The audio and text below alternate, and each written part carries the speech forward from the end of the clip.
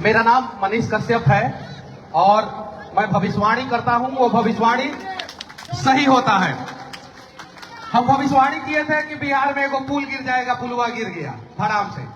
हम भविष्यवाणी किए थे एगो सरकार गिर जाएगा, सरकार भी गिर गया। बिहार में लालू का सरकार गिरा था। एक भविष्यवाणी करके जा रहे हैं हम आप लोगों से। सुने हैं कि इस विधानसभा में एगो बहुत बड़ा स्लम बस्ती है और हम हैं सिविल इंजीनियर। अगर उस स्लम बस्ती के लोगों के जीवन को बदल दिया जाए तो वो जीवन भर जो है मनोज तिवारी भैया के आभारी रहेंगे। करीब 12,000 वोटर है वो स्लम बस्ती में। सही बात है का? हम खाली विकास पे बात करते हैं। ये राहुल गांधी की तरह जो है हम गोल गोल घुमाते नहीं हैं। हम डेवलपमेंट पे बातें करते हैं, सिविल इंजीनियर है और राम जी के पद चिन्हों पे चलते हैं। काहे कि राम जो है अपने जनता का विकास करके मर्यादा पुरुषोत्तम बने। जैसे नरेंद्र मोदी जी देश का विकास करके और देश के लोगों का विकास करके दुनिया का सबसे मजबूत नेता बने, और मनोज तिवारी 14,600 करोड़ का काम करा के अपने क्षेत्र में, सारा डेटा है मेरे पास, सारा डेटा मैं लिख के आया हूं, तब जाके वो जो है पूरे दिल्ली ही नहीं पूरे देश के सबसे लोकप्रिय सांसद में से एक सांसद बने। 98% अपने सांसद निधि का खर्च किए। कितना परसेंट? 98%। लेकिन एगो बड़का काम जो है वो अधूरा रह गया। काहे अधूरा रह गया? काहे कि यहाँ से विधायक जो है वो आम आदमी पार्टी का है। किसका है? आम आदमी पार्टी का है। और सांसद महोदय बीजेपी के हैं। यहाँ पे निगम पार्षद जो है वो आम आदमी पार्टी का है। जल बोर्ड किसके अंडर में आता है? आप सभी को पता है किसके अंडर में आता है जल बोर्ड? विधायक के अंडर में आता है, निगम पार्षद के अंडर में आता है। वो लोगों को भी मैं मंच पे बुलाना चाहता हूं। आइए बताइए, जो काम मनोज तिवारी से होने वाला होगा मनोज तिवारी करेंगे, जो आपसे होने वाला होगा आप कीजिए। मंदिर में कसम खाते हैं और जनता का विकास करते हैं, जनता के जल का समस्या का समाधान करते हैं। एकदम क्लियर है। चलिए, वो लोग कुछ करेंगे नहीं, वो लोग खाली नौटंकी करेंगे। आम आदमी पार्टी वाले क्या करते हैं? खाली नौटंकी। अब विकास की बात करते हैं, इस विधानसभा के विकास की बात करते हैं। 14,600 करोड़ रुपया का इन्वेस्टमेंट, 14,600 करोड़ रुपया का काम जो है मनोज तिवारी ने किया। अब इस विधानसभा का मैं बात कर लूं तो यहाँ पे लगभग 60% मुस्लिम वोटर है। कौन सा वोटर है? मुस्लिम। हम हिंदू मुसलमान लड़ाने की बात नहीं करेंगे, हम भाईचारा की बात करेंगे। ध्यान से सुनिएगा लोग। 60% मुसलमान है। चाचा उधर ध्यान से सुन रहे हैं, टोपी वाले चाचा वहां पे, ठीक है। और 40% हिंदू है। अगर विकास होगा तो हिंदुओं का भी होगा और मुसलमानों का भी होगा। तो मनोज तिवारी तो विकास करने का प्रयास कर रहे हैं। आम आदमी पार्टी वाले कहां मर गए हैं, कहां खो गए, कहां नहीं मुसलमानों का विकास कर दे रहे हैं। अगर खाली मुसलमानों का भी विकास कर दिए होते तो 60% घर में जो है वो पानी पहुंच गया होता। 60% झुग्गी झोपड़ी वाले जो है पक्के के मकान में रहने लगते। अब आम आदमी पार्टी ने तो कभी मुसलमानों का विकास तो किया नहीं है। मुसलमानों का विकास पहली बार आजाद भारत में किसी ने किया तो नरेंद्र मोदी जी ने किया। हालांकि उन्होंने हिंदुओं का भी विकास किया, सबका विकास किया। ये डेटा है मेरे पास जिसमें दिखा रहा है कि 59.4% जो है मुस्लिम है, 12% ओबीसी है, ब्राह्मण जो है वो 7% है, SC ST जो है 6.7% और राजपूत जो है 4% है। 2,000 परिवार है, 12,000 वोटर है, झुग्गी झोपड़ी में है। अगर 15 मंजिल का बिल्डिंग, कितना मंजिल का बिल्डिंग? 15 मंजिल का बिल्डिंग, 1 BHK, एक फ्लोर पे 8 1 BHK का फ्लैट, अगर 15 टावर खड़ा कर दिया जाए तो मैं दावे के साथ कहता हूं जितना झुग्गी झोपड़ी में रहने वाले लोग हैं अगली बार जो है पक्के के मकान में रहते हैं, रहेंगे, ये मैं वादा करता हूं।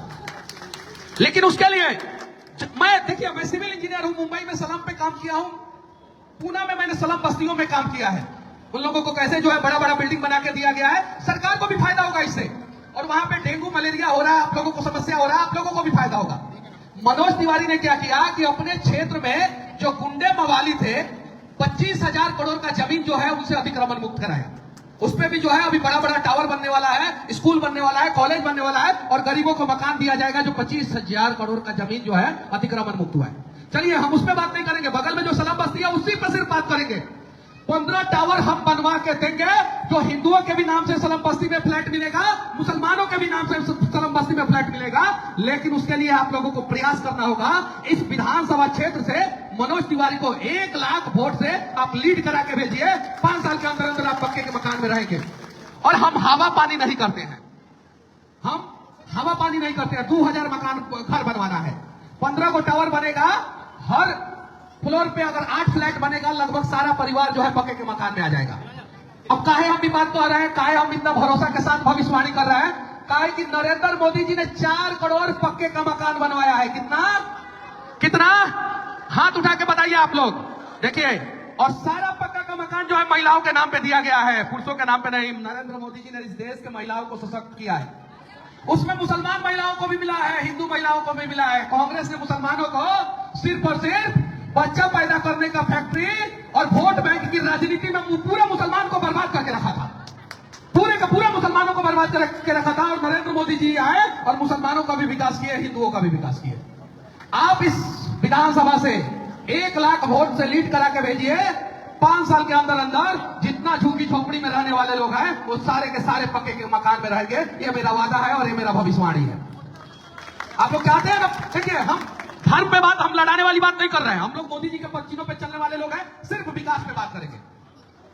आए आम आदमी पार्टी के विधायक जी आए यहाँ पे, हमारे सांसद महोदय, दोनों लोग स्टाम्प पेपर पे लिख के देंगे, दोनों लोग। लेकिन आम आदमी पार्टी के विधायक महोदय को तो काम करना ही नहीं है, सिर्फ हंगामा करना है और शराब का ठेका खोलना है। क्या चीज का?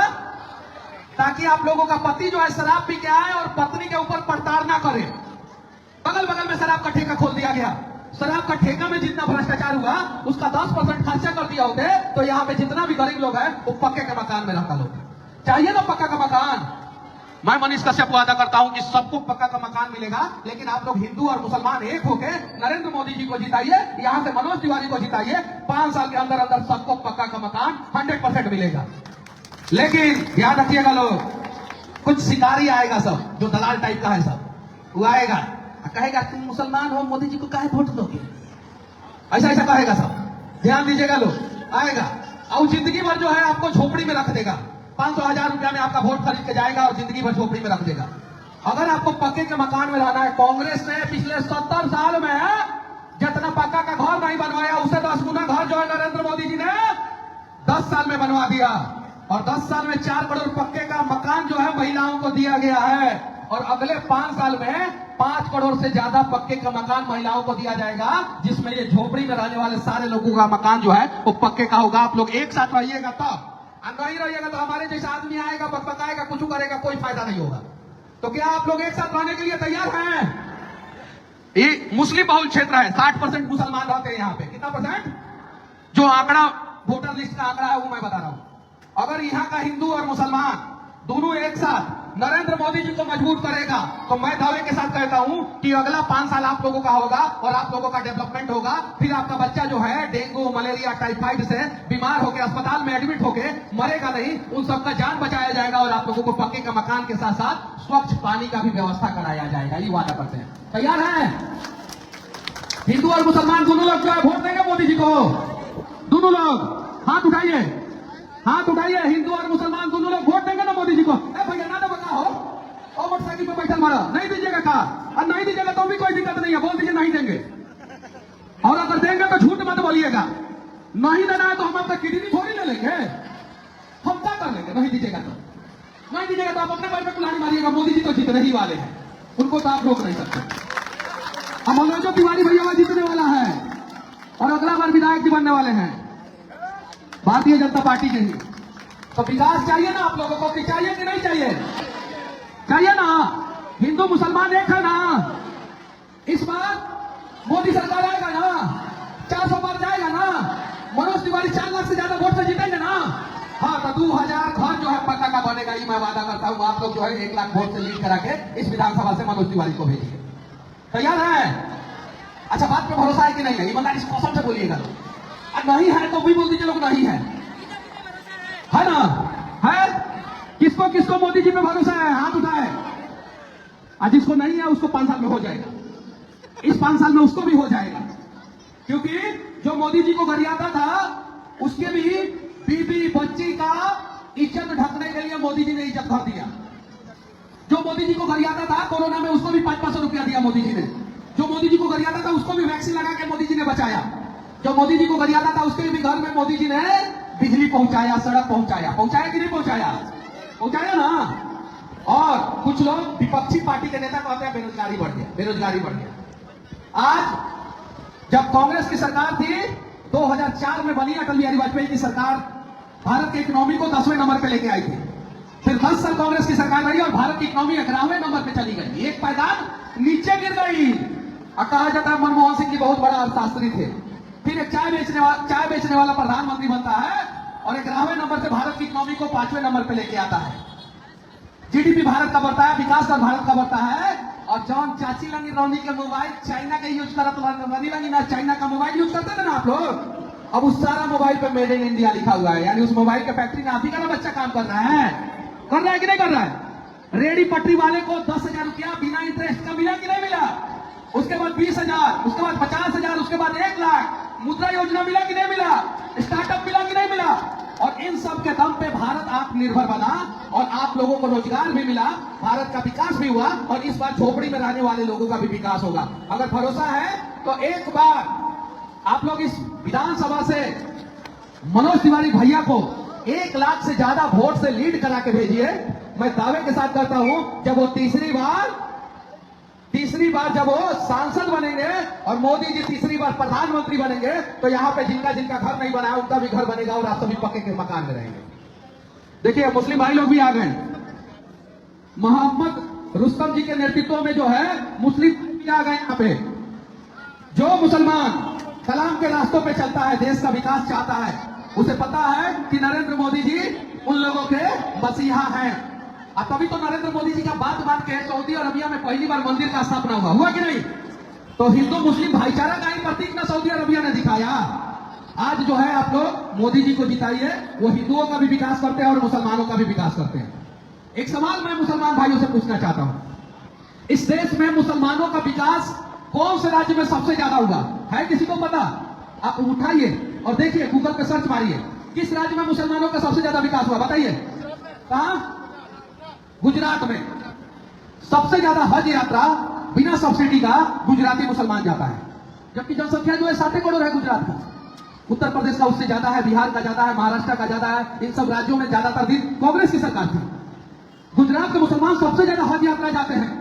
जब आप मुंबई से निकलेंगे और सूरत होते हुए अहमदाबाद आएंगे, तो सबसे ज्यादा रोड के दोनों किनारे जो है मुसलमानों का 3 स्टार, 4 स्टार और 5 स्टार होटल दिखेगा। सबसे ज्यादा ह्यूमन इंडेक्स डेवलपमेंट की बात करेंगे। ये टुकड़े गैंग सब नहीं बताएगा, सब हम डेटा पे बात करेंगे, हम आलतू फालतू कुछ नहीं बात करेंगे, सिर्फ विकास पे बात करेंगे। जब ह्यूमन इंडेक्स डेवलपमेंट की बात करेंगे तो इस देश में सबसे ज्यादा अगर विकास हुआ मुसलमानों का तो गुजरात में हुआ। लेकिन ये लोग दिखाता है गोधरा कांड।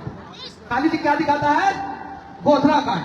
अब वो सब चीजें पुरानी बातें हो गई। मोदी जी की बातें मानिए, उनके रथ पे आप लोग सवार होइए, इंजन के रूप में वो देश का विकास कर रहे हैं। और देश का विकास तभी संभव है जब हिंदुओं का भी होगा विकास, मुसलमानों का भी होगा। और वो विकास सिर्फ और सिर्फ मोदी सरकार कर सकता है। वो विकास इस क्षेत्र में सिर्फ और सिर्फ मनोज तिवारी कर सकते हैं। अगर आम आदमी पार्टी के विधायक जी को हिम्मत है तो एक बार आए इस मंच पे खड़ा होकर कह दें कि हम आप सभी का झोंकी झोंकी बनवा देंगे। मनोज तिवारी तो कहते हैं कि हम झोंकी झोंकी सब बनवा देंगे, पक्के का मकान आप लोगों को देंगे। ये चीजें हैं। तो बाकी हम तो बिहार के हैं और वहां से आए हैं। चुनाव प्रचार अगर मनोज तिवारी भैया का कर रहे हैं तो कुछ सोचिए समझ के कर। कोरोना भाग गया चाचा, कोई दिक्कत नहीं है, ज्यादा मास्क लगाइएगा तो फेफड़ा में दिक्कत हो जाएगा, सांस लेने में। एकदम फिट हो जाएगा। मोदी जी के साथ है तो एकदम फिट हो जाएगा, कोई दिक्कत नहीं है।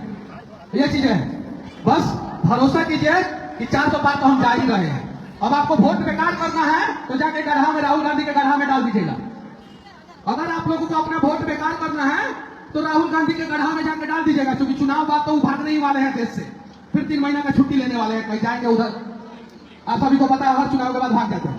और अगर आपके वोट को सार्थक करना है तो आप जो है ये उंगली आपका कांपना नहीं चाहिए, उंगली जो है कमल के निशान पे दबना चाहिए और बारी से बारी बहुमत से मनोज तिवारी को जिताइए। और फिर नरेंद्र मोदी जी देश के प्रधानमंत्री बनेंगे और फिर महिलाओं के सम्मान के साथ साथ पूरे देश का विकास होगा। जय हिंद।